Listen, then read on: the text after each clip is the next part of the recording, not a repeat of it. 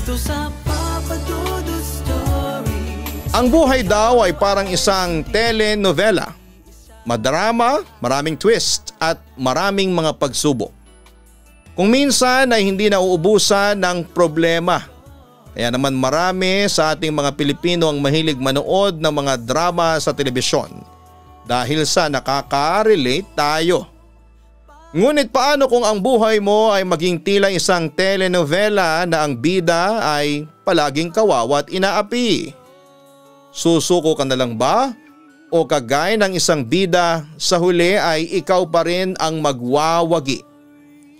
Dear Papa Dudut, noon pa man ay mahilig na po akong manood ng mga soap opera sa TV. Kahit sa anong channel pa yan, basta nagustuhan ko ang isang soap opera ay nanonood ako. Kumbaga ay hindi ako bias, Papa Dudut. Gusto ko yung madadramang eksena na nakakaiyak. Lalo na yung sa una ay inaapi ang bida tapos sa huli babangon siya at matututong lumaban. Hindi ko naman inakala na ang mga madramang soap opera ay mangyayari rin sa akin sa totoong buhay. Itago mo na lamang po ako sa pangalan na Laura. Nakilala ko ang asawa kong si Jordan noong nagtatrabaho ako sa isang ihawan ng manok. Isang beses ay bumili siya rito. Hindi ko naman siya pinansin kasi sa pagbebenta ako nakafocus. Hanggang sa napansin ko na halos araw-araw na siyang bumibili sa tindahan na aking pinagtatrabahuhan. Kinakausap niya ako ng paunti-unti hanggang sa manligaw siya sa akin. Dahil sa nagkagusto na rin ako kay Jordan ay sinagot ko siya, Papa Dudut. Sa unang beses na ipinakilala ako ni Jordan sa pamilya niya, ay doon ko nakita na malayo ang buhay niya sa buhay ko. Medyo mayaman kasi ang pamilya niya. May kalakihan ng bahay nila habang ako ay mula sa mahirap na pamilya. Breadwinner pa ako dahil hindi na maaaring magtrabaho ang tatay ko dahil sa kondisyon ng kalusugan nito. Nang panahon na yon, 4 na kapatid ko ang nag-aaral pa. Naramdaman ko rin na hindi ako gusto ng nanay at isang kapatid na babae ni Jordan. Lalo na nang malaman nila ang trabaho ko at hindi ako nakatungtong ng college. Parang ipinamukha pa nila sa akin na hindi ako karapat-dapat kay Jordan nang sabihin ng nanay niya na malapit nang makatapos ng engineering course si Jordan. Wala na pala ang tatay ni Jordan. Matagal nang patay, Papa Dudut. Meron silang isang kasambahay. Hindi ko sinabi kay Jordan ang pinaramdam ng nanay at kapatid niya sa akin at ayokong ako ang pagsimulan ng away nila. At kaya baka isipin ni Jordan na sinisiraan ko ang pamilya niya. Isa pa ay normal lang naman siguro sa isang nanay na maghangad ng magkaroon ng may pagmamalaking kasintahan ng anak nila. Ganon pa man, hindi ako humintong mahalin si Jordan, Papa Dudut. Inisip ko na kung ikakasal man kami ni Jordan ay hindi naman ang nanay at kapatid niya ang aking pakikisamahan kundi si Jordan. Lumipas nga ang ilang taon at mas lalo kong naramdaman na mahal ako ni Jordan. Tinanong na niya ako kung handa na ba akong pakasalan siya at walang pagdadalawang isip akong nag-oo. Nang ipaalam namin ni Jordan sa pamilya niya ang plano naming pagpapakasal, ay naging malaki ang pagtutol ng nanay ni Jordan na si Olivia. Anito ay malapit nang umalis si Jordan papunta sa ibang bansa para doon magtrabaho. Mag-isa daw muna ito. Pwede naman daw kaming magpakasal kapag nakabalik na ang anak niya o kaya ay nakapagpundar na si Jordan ng bahay at lupa. Mama, gusto ko na may kasal muna kami ni Laura bago ko umalis. Gusto ko makasigurado na pagbalik ko ay sa akin pa rin siya, ang sabi ni Jordan. Bahala na nga kayo sa buhay ninyo. Nagsasabi lang ako na mas tamang gawin pero minamasama niyo pa yata. Magpakasal kayo kahit bukas, ang inis na wika ni Olivia. Hindi na kami nagpapigil pa ni Jordan, Papa Dudut. Nagpakasal pa rin kami kahit natuto lang nanay niya. Umattend din naman ang pamilya niya sa aming kasal pero hindi ko nakita na masaya sila. Matapos naming may kasal ni Jordan ay sa bahay nila kami nanirahan. Wala pa kasi kaming sariling bahay pero ang pangako sa akin ni Jordan ay yon agad ang una niyang pag-iipunan kapag nagtrabaho na siya sa ibang bansa. Sinulit namin ni Jordan ang ilang buwan na natitira bago siya umalis ng Pilipinas. Nagbakasyon kami sa isang napakagandang beach resort na nagsilbing honeymoon na rin namin. Nang makabalik kami ay pinagsabihan kami ni Olivia na masyado daw kaming magastos. Kung ang ipinagbakasyon daw namin ay inipon na lang namin ay mas maganda pa. Pero nangatwiran si Jordan na yon lang ang unang beses na gumastos siya ng ganoon para sa aming dalawa. Sa kanin ni Jordan ay regalo niya ang bakasyon na yon sa aming dalawa. Habang palapit ng palapit ang araw ng pag-alis ni Jordan ay hindi ko maiwasan ng malungkot at mangamba. Lungkot kasi kakakasal lang namin pero magkakalayo na kaagad kami. Pangamba kasi may iwan ako sa nanay at kapatid niya na alam kong hindi ako gusto bilang asawa ni Jordan. Naisip ko kaagad yung mga napapanood ko sa soap opera na kinakawawa yung bidang babae ng biyanan niya kapag wala na ang kanyang asawa. Ayaw ko namang mangyari yon sa akin, Papa Dudut. Napansin ni Jordan ang pagiging balisa ko. Isang gabi ay nakahiga na kami sa kama at patulog na ay kinausap ako ni Jordan. Pansin ko na parang may gumugulo sa isip mo, Laura. Dahil ba sa malapit na akong umalis? Tanong niya sa akin. Oo, nalulungkot ako kasi aalis ka na sa susunod na buwan. Ngayon pa lang ay nami-miss na agad kita, turan ko. After 2 years ay makakapagbakasyon naman ako. Mabilis lang ang 2 taon. Hindi mo namamalayan ay nandito na ulit ako, ang sabi pa ni Jordan. Saka hindi lang ang pag-alis mo ang iniisip ko. Meron pang isa, wika ko. Ano pa yun? Tanong ni Jordan. Kahit meron akong pag-aalinlangan ay sinabi ko kay Jordan na meron akong pakiramdam na hindi ako gusto ng nanay niya at ng kapatid niyang si Jenna. Kapag kasi lumalapit ako sa kanila para makipag-usap ay para lang akong hangin na hindi nila nakikita at minsan naman ay habang nagsasalita pa ako ay umaalis sila bigla. Ang sabi sa akin ni Jordan ay nagkakamali ako ng iniisip. Baka raw na-intimidate lang ako sa nanay at kapatid niya.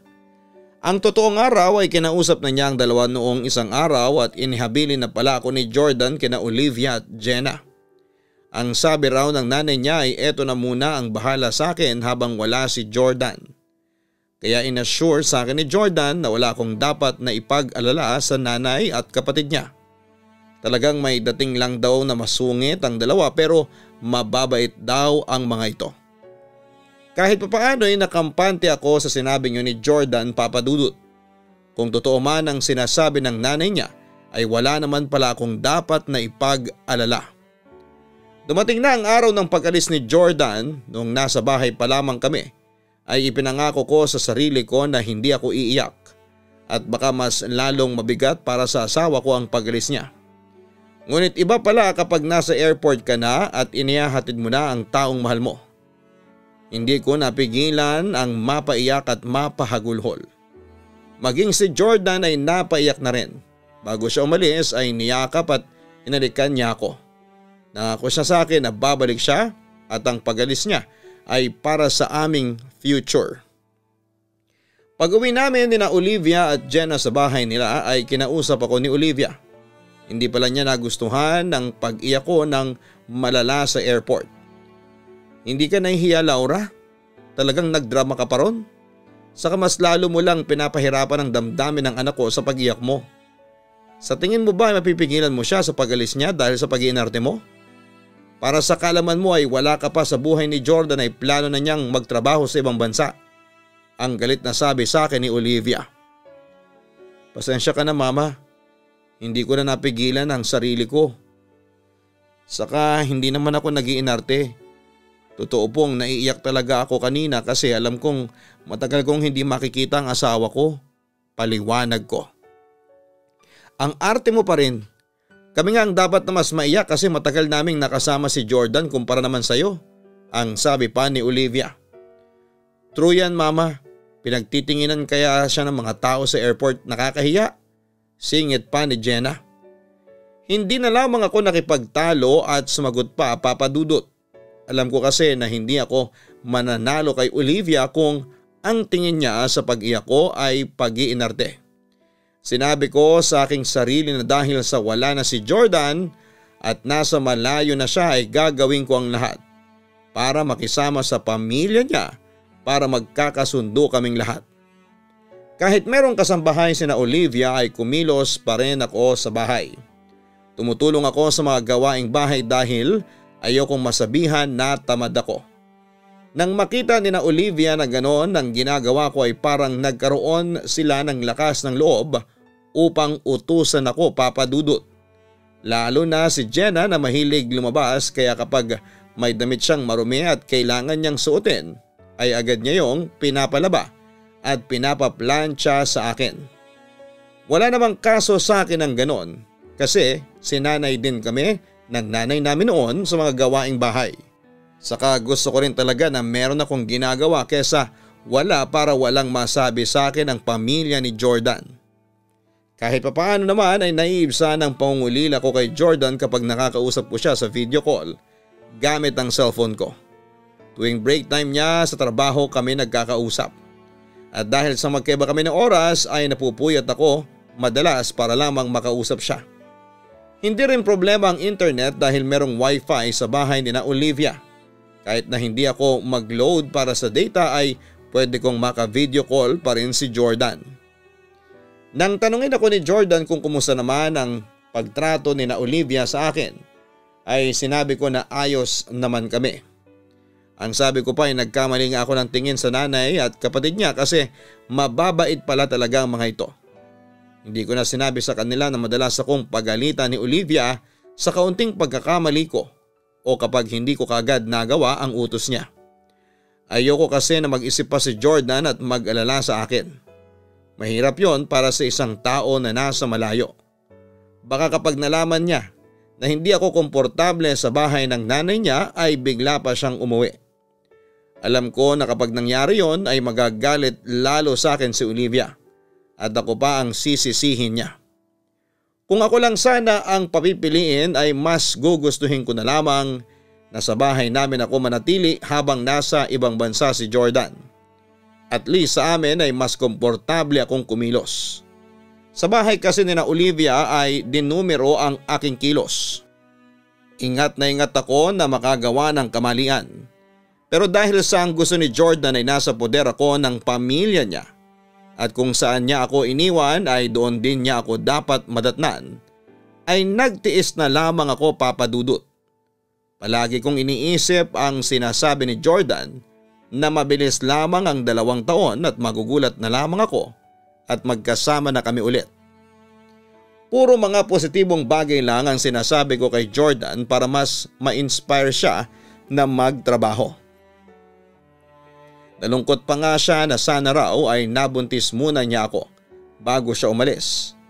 Ang sabi ko naman ay mas okay nga yon na hindi ako nabuntis, maganda kasi na kapag buntis ako ay nasa tabi ko siya para masubaybayan niya ang lahat hanggang sa mga anak ko sa aming anak. Sa paglipas ng mga araw ay mas lalong ipinaramdam sa akin ni na Olivia na hindi nila ako gusto, Papa Dudut. Kakausapin lang nila ako kapag meron silang iuutos o kaya ay papagalitan ako. Kahit na anong pilit ko na ilapit ang sarili ko kina Olivia at Jenna ay talagang sila na ang lumalayo. Mabuti na lang din at meron silang kasambahay. Kasi siya lang ang palagi kong nakakausap.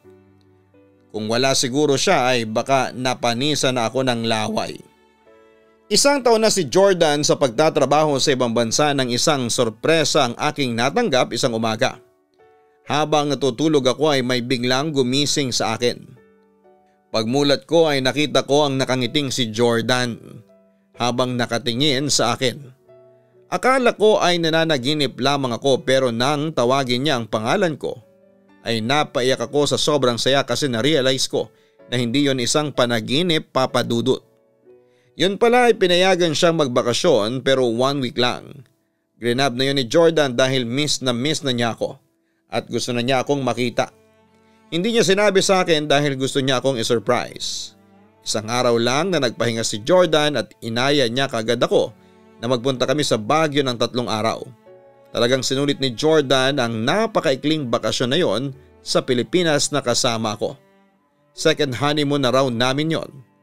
After ng bakasyon namin ay sa bahay na lamang siya para naman magkaroon siya ng time sa aming lahat, lalo na sa nanay at kapatid niya. Inabot pa ng Christmas si Jordan kaya napakasaya ko kasi nakasama ko siya sa importanteng araw na yon. Binigyan pa niya ako ng regalo na mamahaling relo na noong una ay parang hindi ko pa matanggap kasi alam ko kung gaano yon kamahal.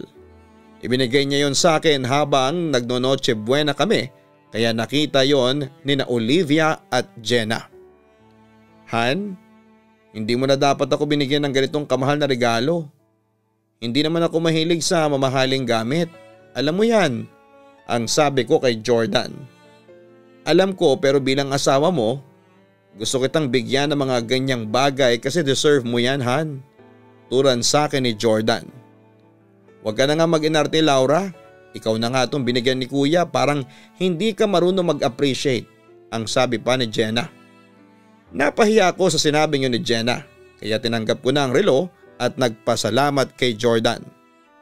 Napakabilis lang ng 1 linggo, Papa Dudut, nang umalis si Jordan ay hindi na ako sumama sa paghatid sa kanya sa airport kasi alam ko na maiiyak ulit ako.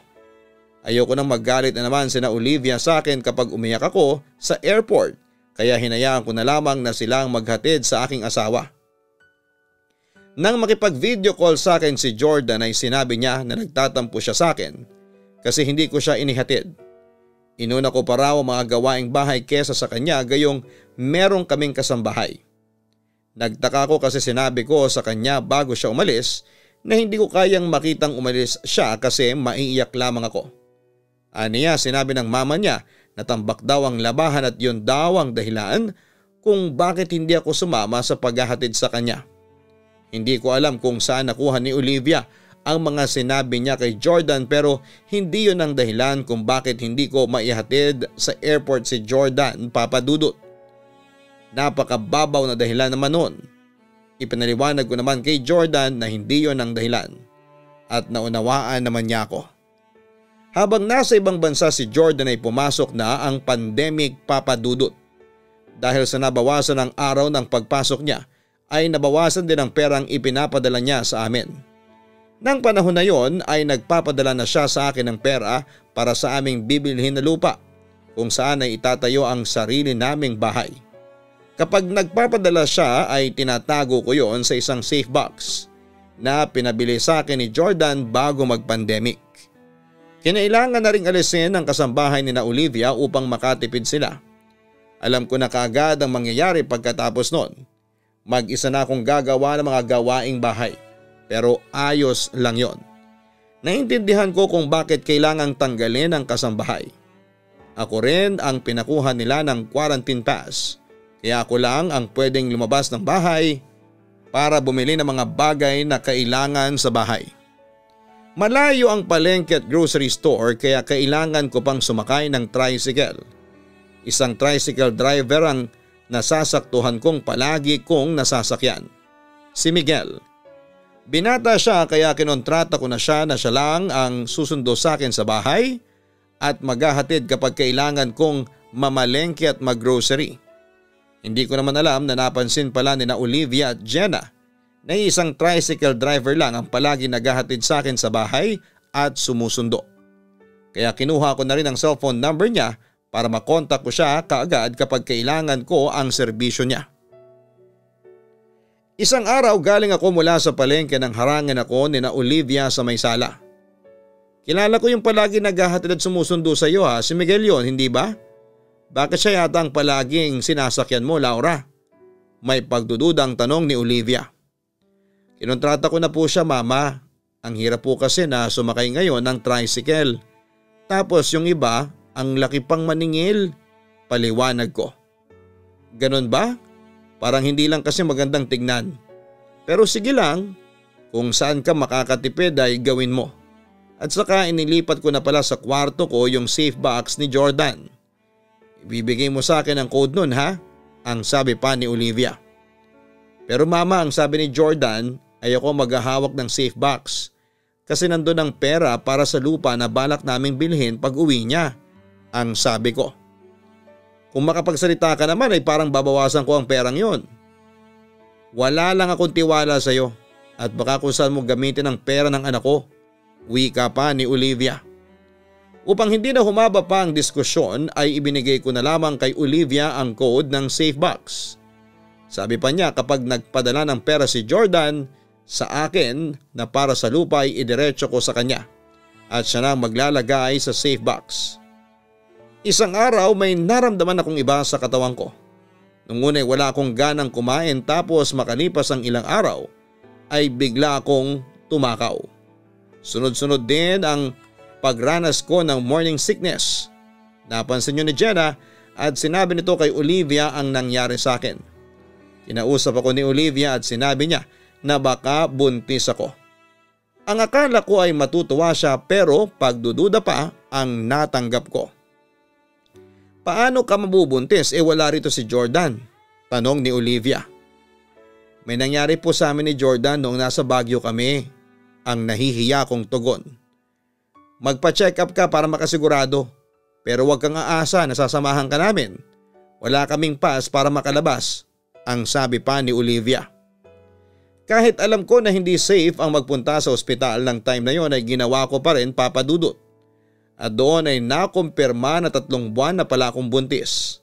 Sakto sa buwan na huling may nangyari sa amin ni Jordan. Napakasaya ko kasi sa wakas ay nagbunga na ang aming pagmamahalan ng aking asawa. Nang umuwi ako sa bahay ay masaya kong ibinalita kina Olivia na buntis ako. Napansin ko na hindi sila natuwa pero hindi ko na yun binigyan pa ng pansin kasi mas importante sa akin ang napakagandang balita na buntis ako. Nang makipag-video call ako kay Jordan ay agad kong sinabi sa kanya na buntis ako. At sa sobrang saya niya ay naiyak siya papadudot. Nang hinayang nga lang ako kasi wala siya sa tabi ko ng oras na yon. Nangako naman si Jordan sa akin na kapag malapit na akong manganak ay pipilitin niyang makauwi. Sana raw ay payagan na ang pag-uwi sa Pilipinas ng time na malapit na akong manganak. Nasabi rin sa akin ni Jordan na ibinigay ko pala kay Olivia ang safe box. Si Olivia raw ang nagsabi sa kanya.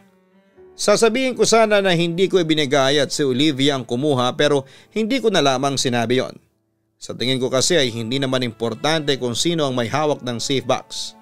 Ang sabi ko na lang ay mas mabuti kung ang mama niya ang magtago noon kesa sa akin. Hindi naging madali sa akin ang naging pagbubuntis ko, papadudot. Kahit kasi buntis na ako ay ako pa rin ang mag-isang gumagawa sa mga gawaing bahay. Kinausap ko na si Olivia na baka pwede nila akong tulungan ni Jenna sa mga kailangang gawin sa bahay. Pero naggalit pa siya sa akin. Matanda na ako, Laura. Tapos gusto mo pa akong pakilusin. Si Jenna nag-aaral. Alam mo ba na ang hirap ng pag-a-adjust ng anak ko sa school dahil online na sila ngayon? Ano bang ikakatwiran mo sa gusto mong mangyari? Kasi buntis ka? Mataas ang boses na sabi pa ni Olivia. Medyo nahihirapan na po kasi ako na kumilos kasi lumalaki na po ang tiyan ko. Paliwanag ko. Ang arte mo talaga, Laura.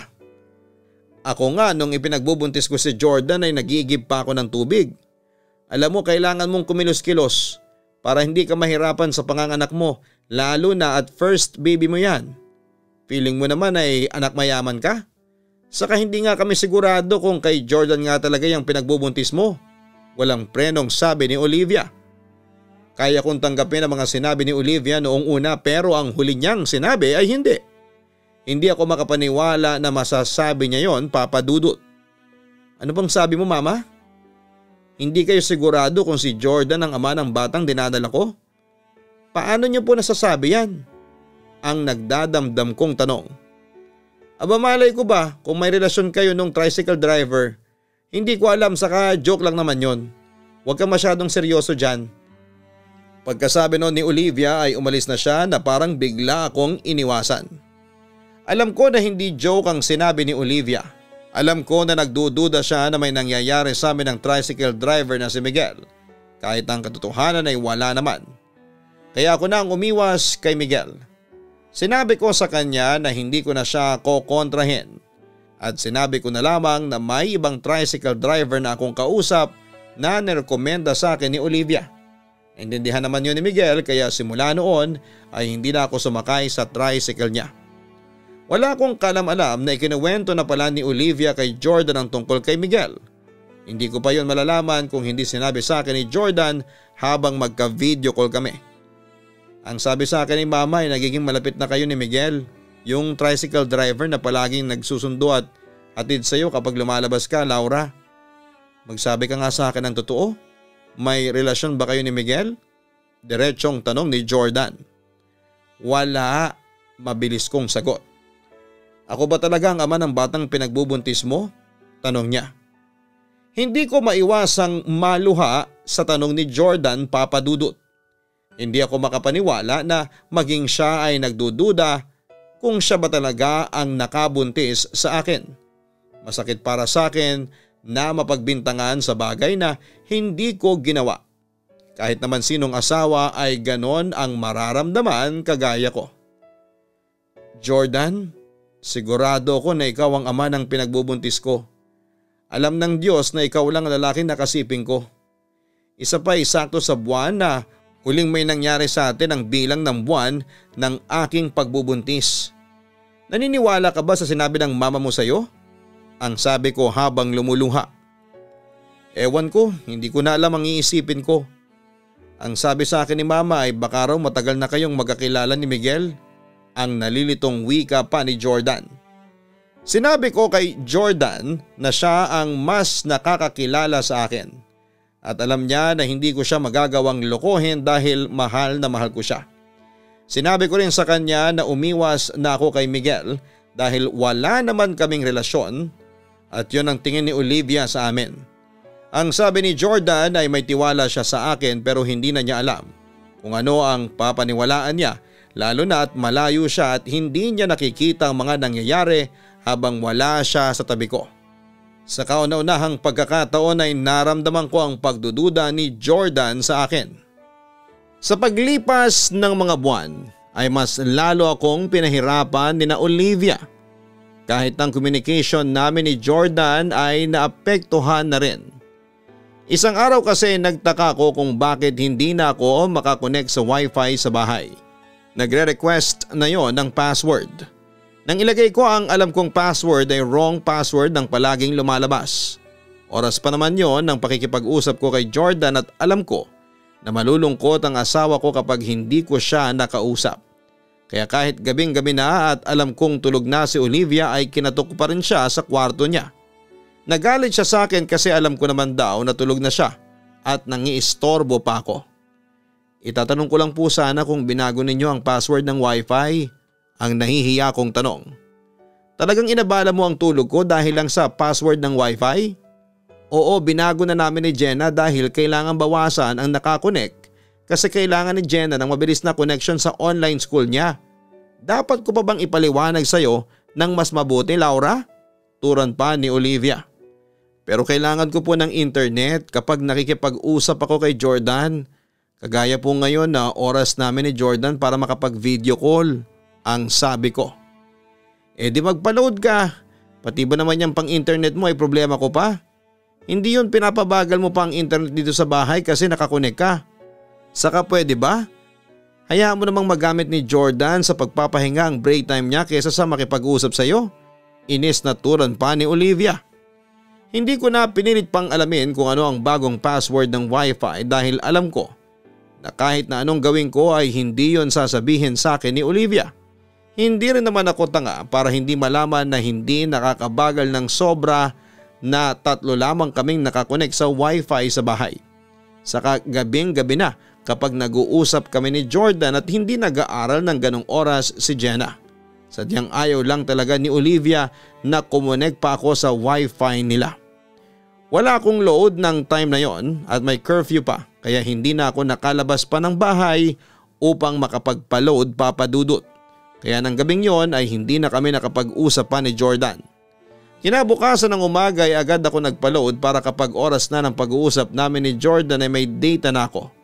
Pero nagtaka ako kasi kahit online si Jordan at alam kong break time niya ay hindi niya sinasagot ang tawag ko.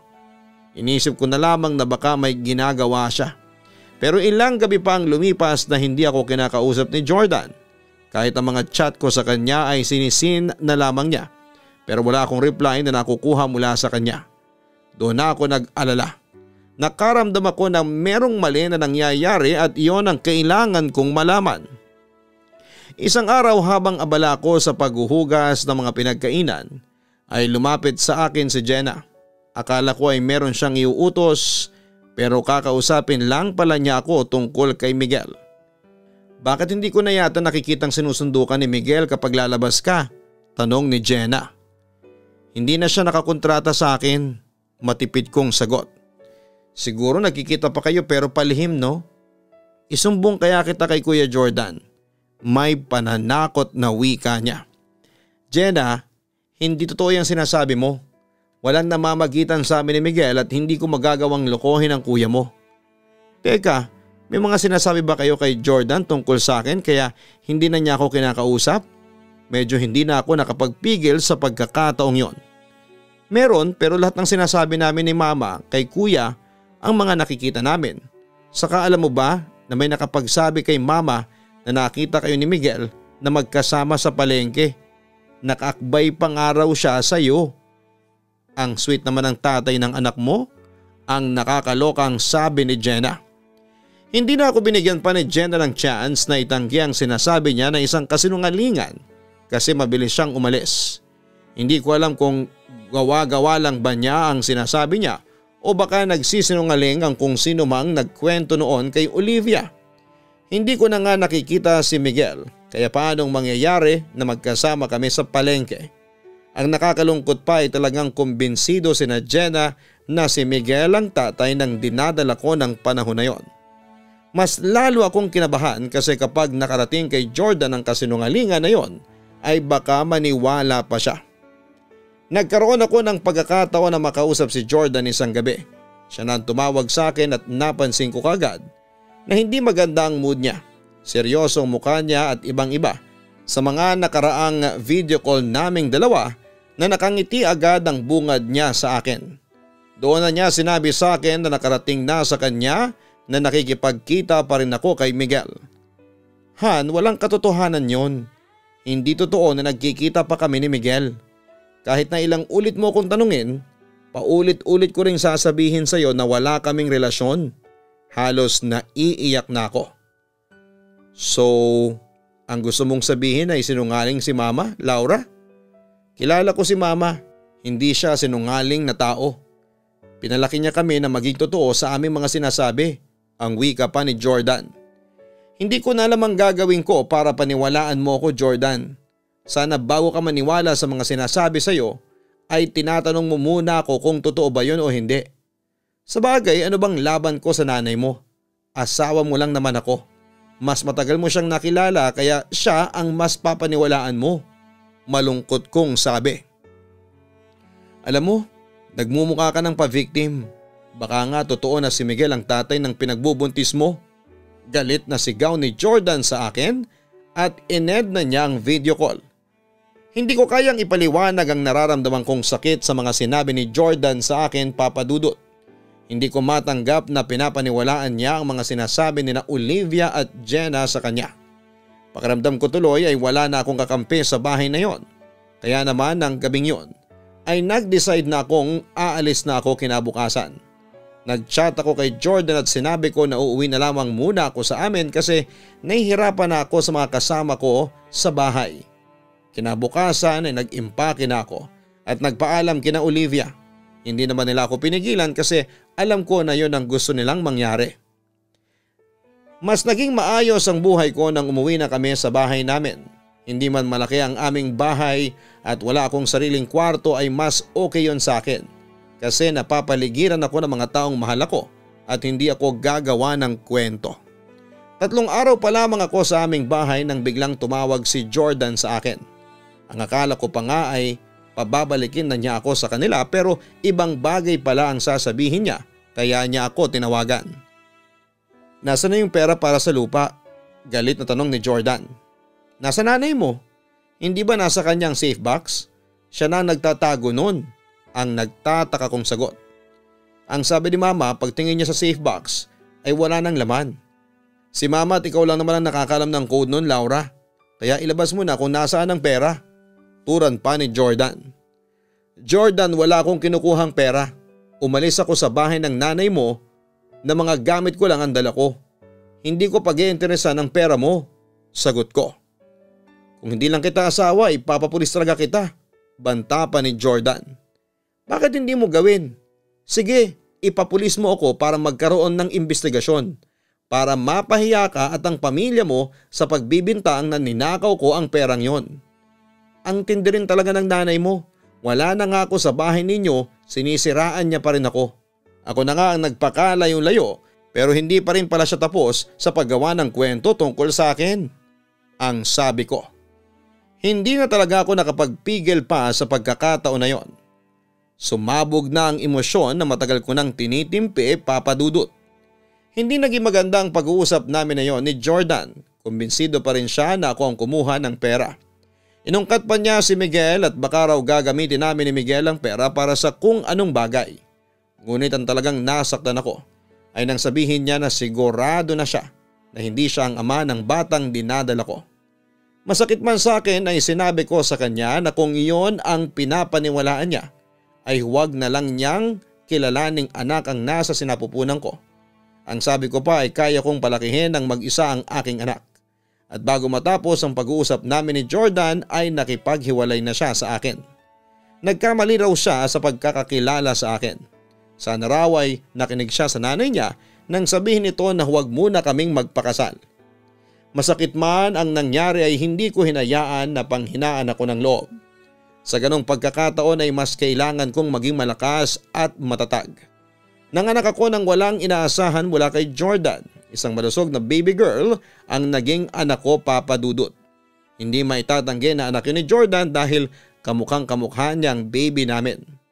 Tinanggap ko na lamang na magiging single parent ako. Makalipas ang 1 taon ay nakita ko sa Facebook ni Jordan na nakauwi na pala siya at matagal-tagal ang bakasyon niya. Hindi na rin ako nagulat nang malaman ko na meron na siyang bagong girlfriend. Kaya tinanggap ko na rin na hindi na kami magkakabalikan pa ni Jordan. Isang araw ay nagulat ako nang bumisita si Jordan sa bahay kasama si Olivia. "Anong ginagawa mo dito?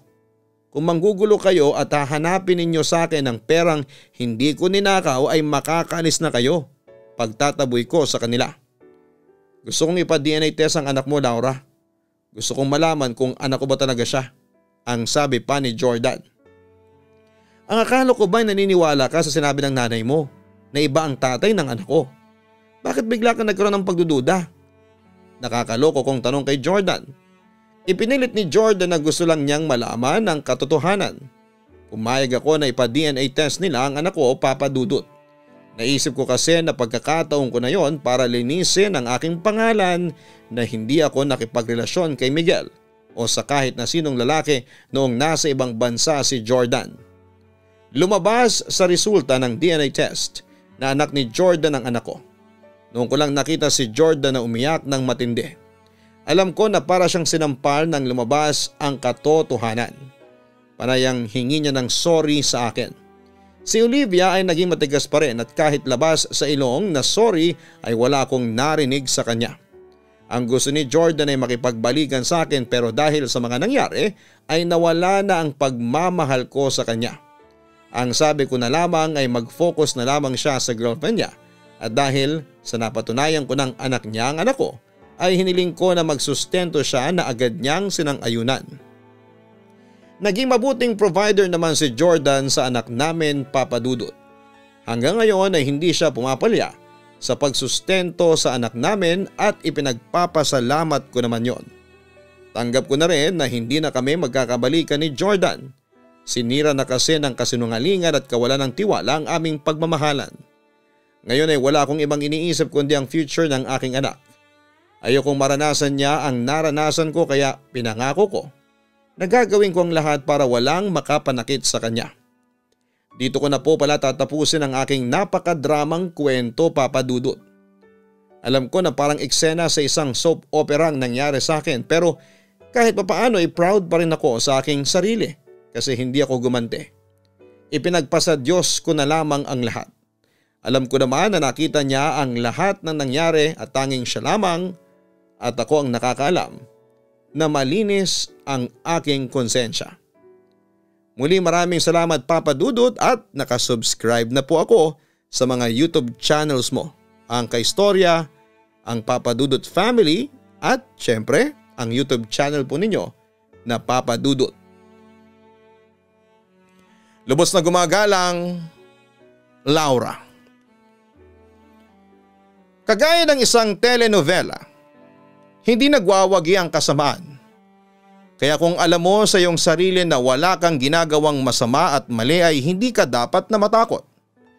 Maaring ngayon ay nahihirapan ka ngunit darating din ang araw na maintindihan mo kung bakit ka nahihirapan sa kasalukuyan. Minsan ay kailangan muna tayong dumaan sa napakaraming pagsubok para makita natin ang ating lakas at tunay na kakayahan. At para naman sa mga mag-asawa, maaaring mas matagal ninyong nakasama ang inyong pamilya. Ngunit hindi rin naman masama na makinig ka muna sa paliwanag ng iyong pinakasalan sa mga bagay na narinig mo sa kanya tungkol sa ibang tao. Pag-usapan ninyo ang problema at huwag basta-basta maniniwala sa mga sinasabi ng iba lalo na kung ito ay walang basihan. Tandaan natin na ang salita ay makapangyarihan. Ito ay nakakasugat at nag-iiwan ng sakit na hindi mawawala habang buhay. At ang mga salitang nabitawan na ay hindi na kayang bawiin pa.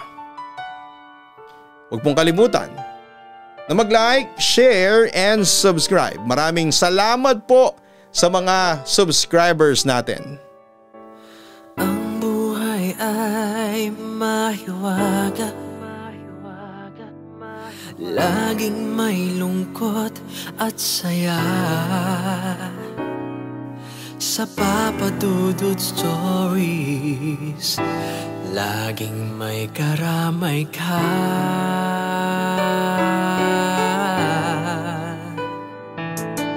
Mga problemang kay bigat, dito ay pakikinggan ka. Sa Papa Dudut Stories, kami ay iyong kasama. Dito sa Papa Dudut Stories, ikaw ay hindi nag-iisa.